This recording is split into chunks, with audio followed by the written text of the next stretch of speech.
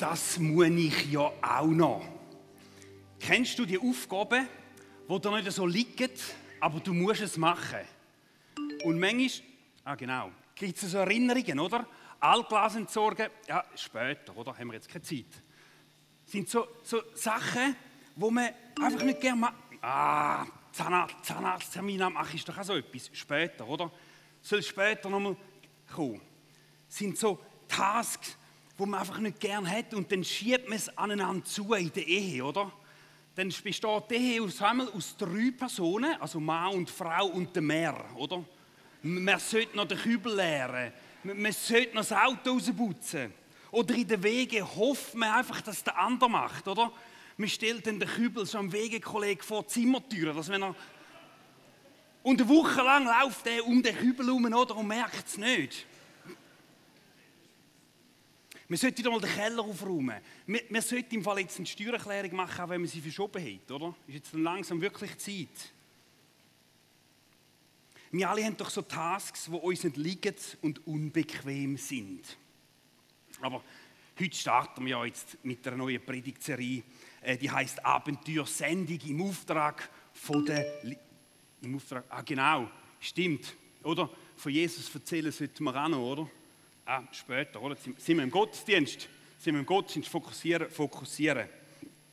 Und vielleicht geht jetzt dir im Kopf ab, ja genau, von Jesus erzählen. Es ist Herbst, es kommt Weihnachten. Logo bringen sie eine Sendungsserie, oder? Die wollen doch ihre Weihnachtsgottesdienst füllen.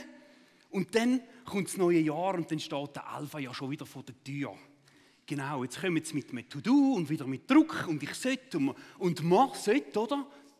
Genau. Hey, um das geht es 100% nicht in dieser Serie. Wir wollen nämlich zusammen entdecken, was für ein Abenteuer auf uns wartet und was die Sendung mit Gott zu tun hat.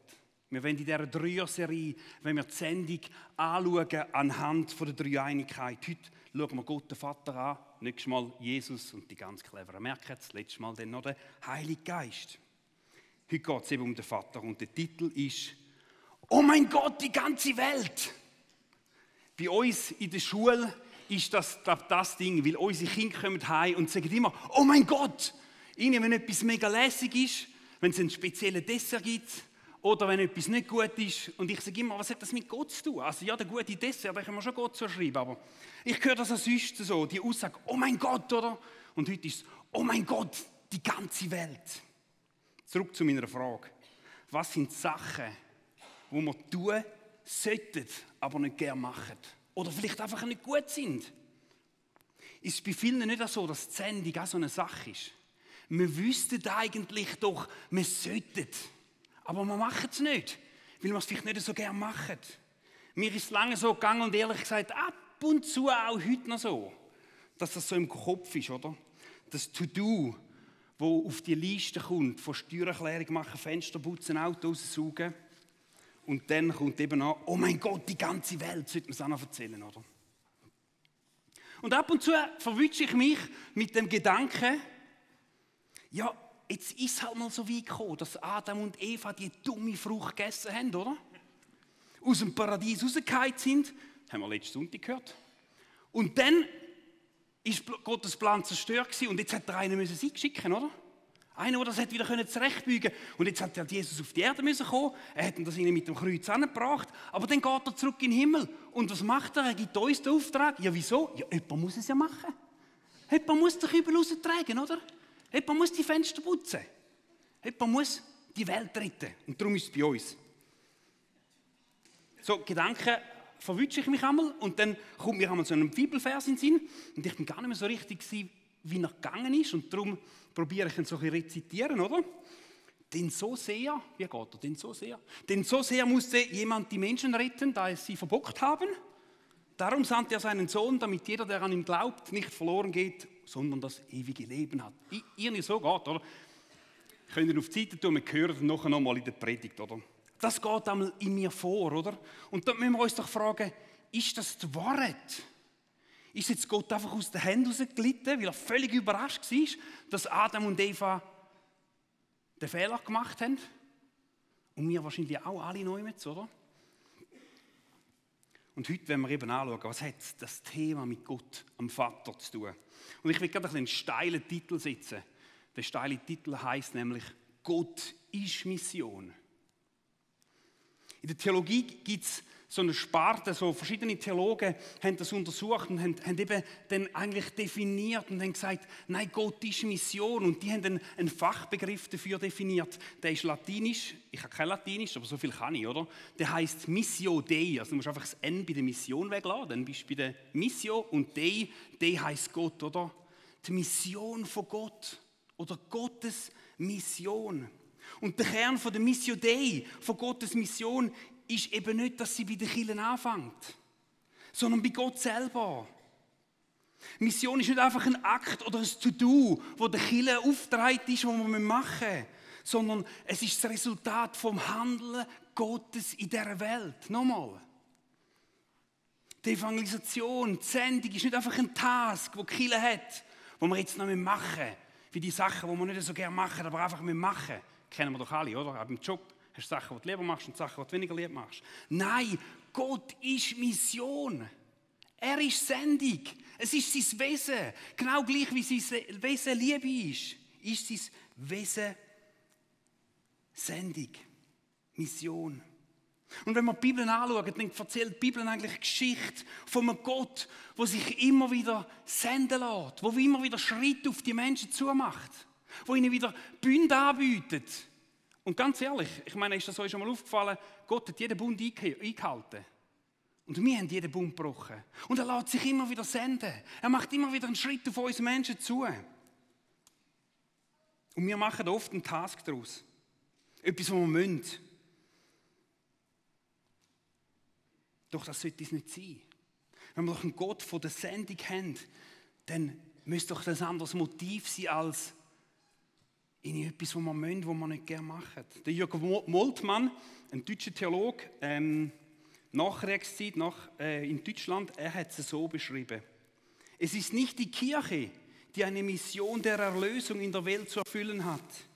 Es ist die Mission des Sohnes und des Geistes durch den Vater, die die Kirche einbezieht. Ich will es nochmal lesen. Es ist nicht die Kirche, die eine Mission der Erlösung in der Welt zu erfüllen hat. Es ist die Mission des Sohnes und des Geistes durch den Vater, die die Kirche einbezieht. Der dreieinige Gott, der Gott, der Himmel und Erde erschaffen hat, hat sich entschieden, seine Mission mit uns auszuführen. Mit uns fehlerhaften Menschen, mit uns fehlerhaften Geschöpfen. Und er sagt, ich traue es dir zu. Du bist genug gut, dass du in meiner Mission mitmachen kannst. Wie genial. Hast du auch schon ein Päckchen bekommen, ein Geschenk bekommen von einer Person? Du hast es so bekommen, danke vielmals. Und du hast gerade schon gemerkt, dass eigentlich drin ist. Und du hättest es lieber nicht gerade von dieser Person aufgemacht. Aber sie hat dann gesagt, mach es auf, komm, mach es auf. Komm jetzt, dann darfst du es im Fall gerade aufmachen, oder? Dann machst du es auf und dann kommt etwas führen. Das gefällt dir überhaupt nicht, oder? Aber du weißt, dass es dieser Person mega gefällt. Und sie sagt, das ist mega schön, oder? Und du sagst ja, ich habe wirklich Freude. Du bist froh, dass es Freudentränen gibt und dass darum deine Schmerzenstränen als Freudentränen gegolten werden können, oder? Wie du die Person kennst, denkst du, ja, also ich meine, ich weiss, ich kenne sie und sag noch herzig, dass sie mir das jetzt schenkt, auch wenn sie ihr mehr gefällt als mir, oder? Je länger dass wir eine Person kennen, je mehr wissen wir doch, was dem anderen wichtig ist und was er gern hat. Mit meiner Frau und bei mir ist das 1:1. So, wir sind total unterschiedlich, oder? Wir müssen uns immer wieder darauf einstellen, dass das, was ich gerne habe, dass ich das nicht ihr schenke, weil da hat sie nicht so Freude, oder? Aber je länger wir jemanden kennen, je mehr wissen wir, was sie gern hat. Und die Frage ist doch, ist uns bewusst, was Gott mega wichtig ist, was er mega gern hat? Oder ist Gott das wichtig, was an mir wichtig ist? Kennen wir das? Wir können super Leben führen und können sagen, ich habe Gott so gern, ich kenne ihn so gut und ich bringe ihm immer das, was ich gut kann, das, was mir wichtig ist.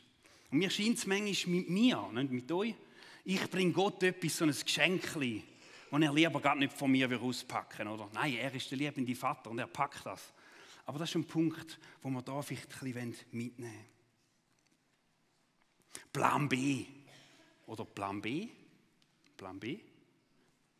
Ich habe doch eine lustige Einleitung gemacht mit dem Bibelvers, den ich noch angepasst habe, oder? Und meine Gedanken mit euch teilt. Ist es manchmal nicht so, dass wir doch eben das Gefühl haben, jetzt ist Gott aus den Händen geleitet und jetzt hätte er Jesus müssen schicken, oder?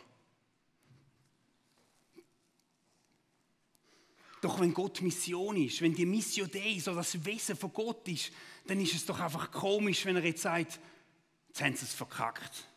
Okay, Plan B, oder? Der ist zwar noch halb so gut, aber jetzt müssen wir den Plan B führen. Ich glaube es nicht. Wenn Gott Mission ist, kann das doch nicht sein. Der Kreuzestod von Jesus ist doch so wichtig, dass der doch nicht einfach ein Plan B hätte können sein.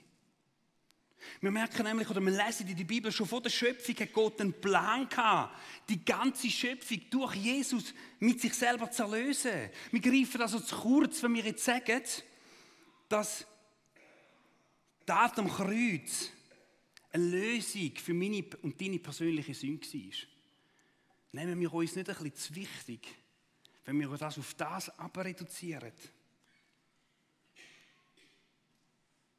Vielmehr begegnen wir doch im Kreuz dem Höhepunkt von dem Gott, der sendig ist, von dem Plan von der Erneuerung der Welt. Wir können hier zusammen einen Bibelvers lesen. Schon vor Beginn der Welt, von allem Anfang an, hat Gott uns, die wir mit Christus verbunden sind, auserwählt. Er wollte, dass wir zu ihm gehören und in seiner Gegenwart leben, und zwar befreit von aller Sünde und Schuld. Aus Liebe zu uns hat er schon damals beschlossen, dass wir durch Jesus Christus seine eigenen Kinder werden sollen.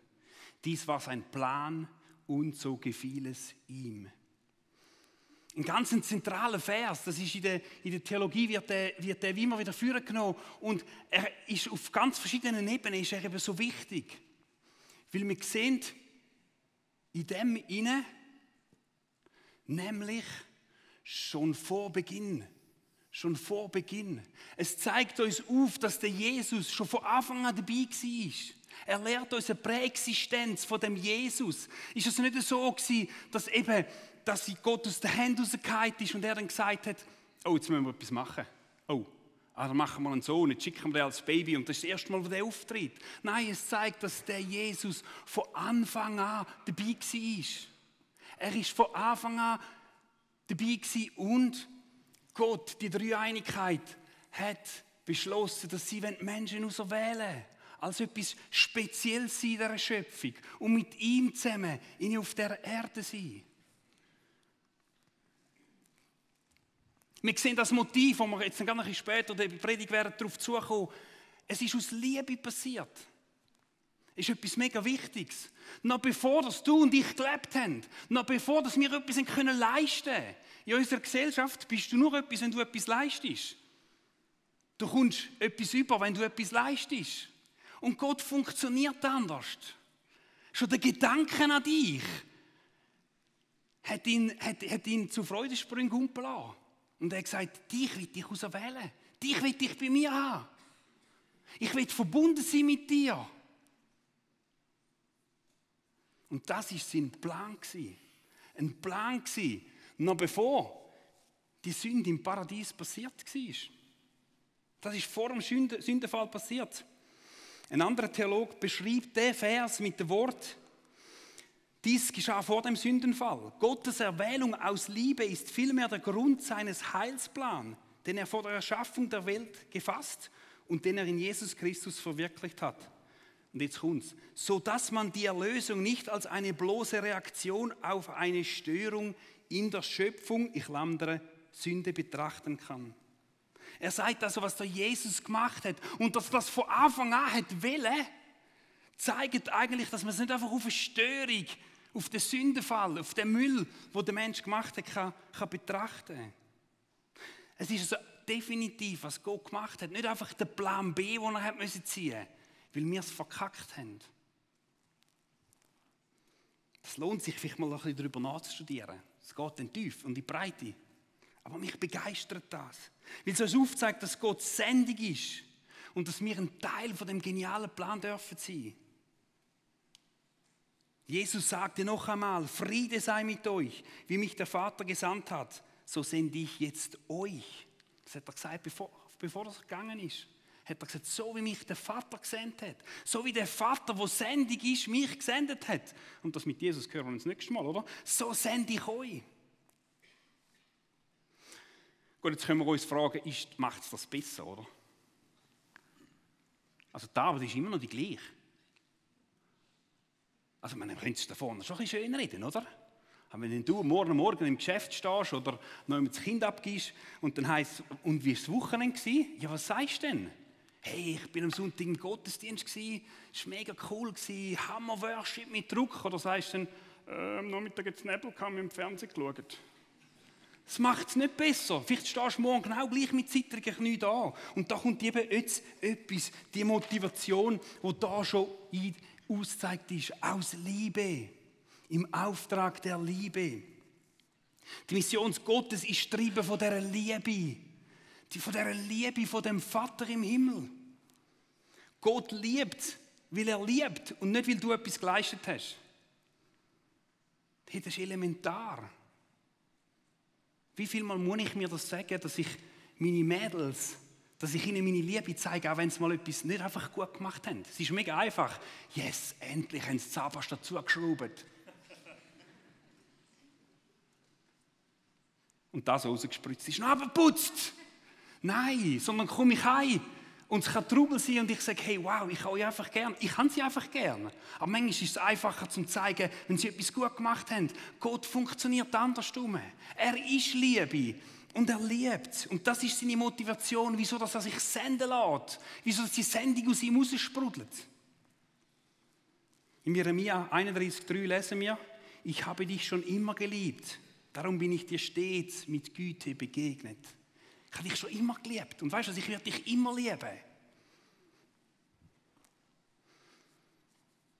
Im 5. Mose erklärt Gott, wieso das Volk Israel ausgewählt hat. Nicht wegen ihrer Größe, nicht weil sie so schön sind, nicht weil sie so clever sind, sondern weil es das Versprechen war. Und schlussendlich aus Liebe. Und die Liebe geht immer in eine Handlung hinein. Liebe ohne Handlung gibt es nicht. Liebe ist nicht einfach ein Gefühl, sondern wenn du jemanden gern haben, wenn du jemanden gern hast, wenn die Liebe aufkommt, wird das immer in eine Handlung hineingehen. Und da sind wir jetzt wieder bei dem Vers. Johannes 3,16. So viel mal gehört, oder? Wo heißt, denn Gott hat die Welt so sehr geliebt, dass er seinen einzigen Sohn für sie hergab. Die Hoffnung für alle übersetzt der Mensch. Ist ein bisschen falsch, das heisst nicht die ganze Schöpfung, oder? Wo der Mensch ein Teil ist davon. Beim Vorbereiten ist mir der Film «Mein Name ist Eugen» in den Sinn gekommen. Kennt ihr den? Die Jungs hauen ab, oder? Sind dann unterwegs auf ihrer Mission und das eine ist doch, der Basteli heisst er, glaube ich, ist ein Einzelkind und die Eltern, die merken natürlich sofort, dass er nicht dumm ist, so ein bisschen Helikoptereltern, oder? Und machen sich Sorgen um Polizei und alles und am Schluss vom Film kommen die wieder zusammen. Also sie finden die Jungs wieder und die Eltern nehmen den Arm oder und so. Und dann ist noch der eine, ich weiß nicht, wie er heißt, so ein Bauernbub. Sie bringen den Ritter und das ist, glaube ich, einer von 8, oder? Und ihnen 4 Tage weg sind und die Eltern haben gar nicht gemerkt, dass er weg ist. Und manchmal habe ich das Gefühl, wir lesen den Versen so, denn sehr so hat Gott die Welt geliebt, dass er einen von 7 oder 8 Söhnen gegeben hat und er hat gar nicht gemerkt, dass der weg ist. Nein, es heisst, er hat seinen einzigen Sohn hergegeben. Hey, jeder Kind, wo Kind hat, weiss, was es heissen, wenn man ein Kind wegnehmen würde. Wenn ein Kind stirbt, wenn ein Kind einen Unfall hat, oder? Hey, das verreist einem das Herz. Und das ist der Inbegriff von dieser Liebe, dass Gott bereit war, der Einzige, den er hatte, hergeben, um die Welt mit sich zu versöhnen und schlussendlich darin eingeschlossen, dich und dich und dich und eben an mich. Das ist die Liebe. Gottes Liebe führt zur Sendung. Er macht es uns vor. Und die Liebe soll in uns wachsen. Weil wir können es nämlich selber nicht, oder? Liebe deinen Nächsten wie dich selbst, heißt es doch auch.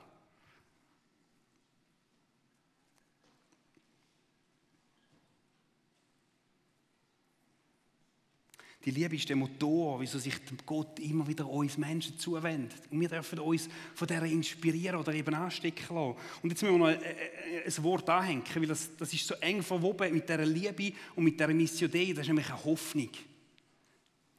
Die Liebe weist nämlich auf eine Hoffnung hin. Die Liebe weist auf eine Hoffnung hin. Die Liebe als Motiv verändert alles. Der Psalmist schreibt, worauf kann ich noch hoffen, Herr? So ein genialer Vers, weil er zeigt auf, weil der Psalmist wahrscheinlich in einer persönlichen Krise war. Wo bist du in einer persönlichen Krise? Wo hast du ein Problem? Wo beschäftigt dich eine Krankheit, Einsamkeit, was auch immer ist, oder? Und in dem Sinne sagt der Psalmist, Herr, du allein bist meine Hoffnung. Er hat sie nicht gecheckt, er hat gesagt, hey, du bist meine Hoffnung. Wenn Gott hoffnungsvoll ist, dann ist sein Wirken, seine Einstellung für die Erde, für uns Menschen hoffnungsvoll. Wir glauben, dass Gottes Geschichte mit der Welt weitergeht, dass eine Hoffnung um ist. Wir sehen nämlich, dass Gott der Welt zugesandt ist. Und es hat lange Zeit gegeben, wo die Kirche sich abgeschottet hat. Mit von drinnen und draussen geredet, oder? Die draussen, die Ungläubigen, und wir sind gerettet. Aber wir sehen den Gott, der eigentlich immer dort war, wo die Menschen waren. Und darum sollen wir so hoffnungsvoll in die Welt rausschauen. Darum sollen wir die Welt umarmen, nicht gleich werden. Aber uns braucht es, um in die Welt raus die Hoffnung rauszubringen.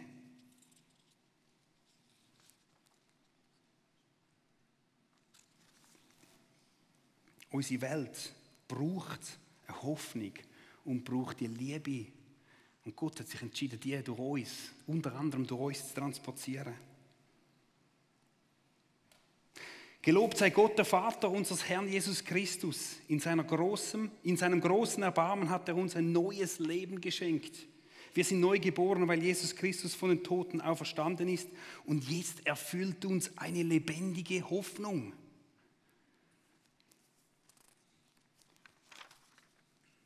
Die Verbindung zu Gott schenkt uns die Liebe und schenkt uns eine Hoffnung für das jetzige und das zukünftige Leben. Weil Gott der Welt zugewandt ist, dürfen wir der Welt zugewandt sein. Und jetzt kommt etwas, was ich mega mühsam finde, oder? Was ich eigentlich gar nicht gerne habe, weil jetzt stehe ich da oben und jetzt muss ich nämlich etwas euch sagen, was ich mir nicht machen kann, was wir als GVC nicht machen können. Ich kann dir die Liebe nicht geben. Ich kann vielleicht ein bisschen schwärmen von dieser Hoffnung und von dieser Liebe. Aber ich stehe heute da mit leeren Händen und mit leeren Hosensäcken. Und ich kann euch die Liebe nicht geben.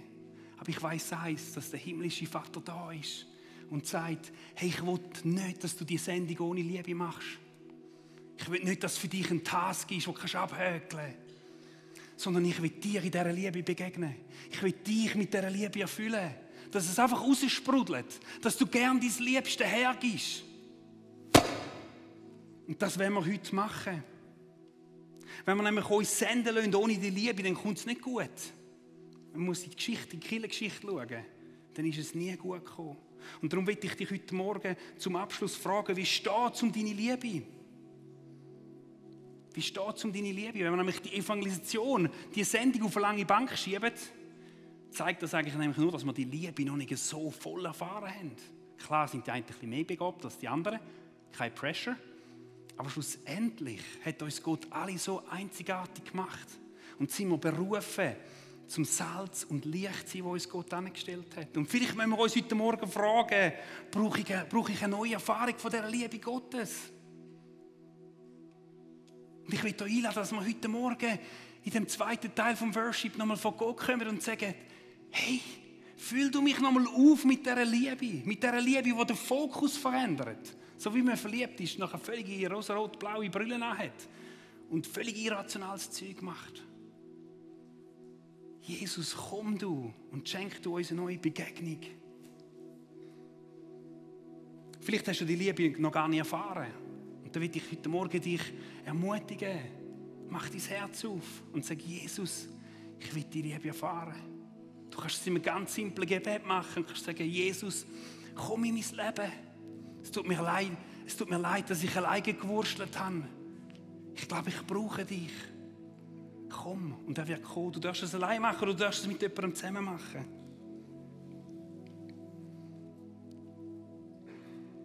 Es ist so simpel. Ich bin vor ein paar Jahren so in einer Auszeit eine Woche wandern.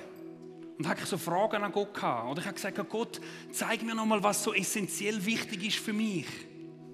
Und ich habe so gedacht, er kommt jetzt mit den grossen Plänen, oder? Was jetzt nächstes für mich parat ist. Und ich bin gelaufen und es war ruhig. Und am einen Morgen habe ich gesagt, so Daddy, jetzt bin ich so 3 Tage gelaufen, jetzt bin ich ready zum Hören. Ich weiss, ich habe Zeit gebraucht zum Runterfahren, 3 Tage keinen Nattelempfang gehabt, ist auch mal gut, aber jetzt bin ich im Fall ready zum Hören. Und ich bin gelaufen und ich bin über einen Stein gestolpert. Und ich habe bin Reto geschaut, mitten in den Bergen, und es war ein Stein, der geformt war wie ein Herz. Dann bin ich weitergelaufen und dann sind lauter so Steine gekommen. Ich bin am Abend voran schon den Weg angelaufen und ich habe die Steine nicht gesehen. Und dann habe ich Gott gefragt, willst du mir etwas sagen? Dann hat er gesagt, ja, vielleicht brauchst du ein bisschen länger. Weißt du, dass ich dich liebe? Und in dem Moment ist die Liebe Gottes nochmal über mein Leben gekommen. Und ich habe den ganzen Tag, ich habe ihnen 30 so Herzli-Steine gezählt und gefüttert. Und so schnell verliere ich die Liebe wieder. Darum, wenn wir jetzt in Worship zusammen reingehen, und ich will dich herausfordern, streck dich aus nach dieser Liebe, nicht wegen einem Task, sondern weil wir die Begegnung mit dem Gott brauchen. Streck dich auf, dass er uns helfen kann. Du darfst das an deinem Platz machen, du darfst zuhören, du darfst singen, du darfst aber erst vors Kreuz gehen. Mega symbolisch, oder? Und sagen, hey Jesus, das, was du dort für mich da hast, zeig du mir nochmal auf, was das bedeutet.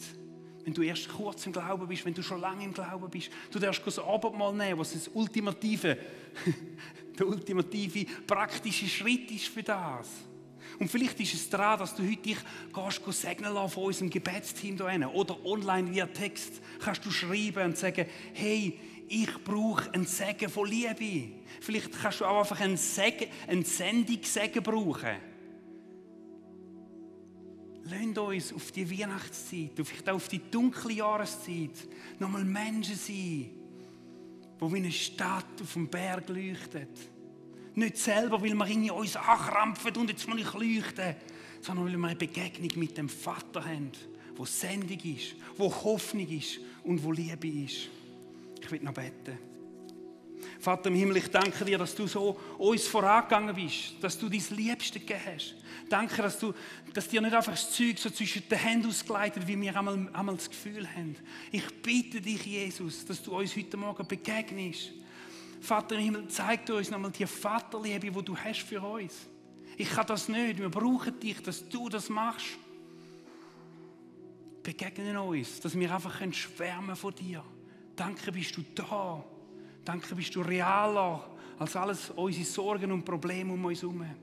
Wir wollen jetzt in die Zeit gehen und wenn dich bitte, Heiliger Geist, komm, zeig du uns die Vaterliebe. Zeig du uns, was es bedeutet, zum Gesendete sein. Nicht aus einem Task, sondern aus einer tiefen Liebe heraus. Amen.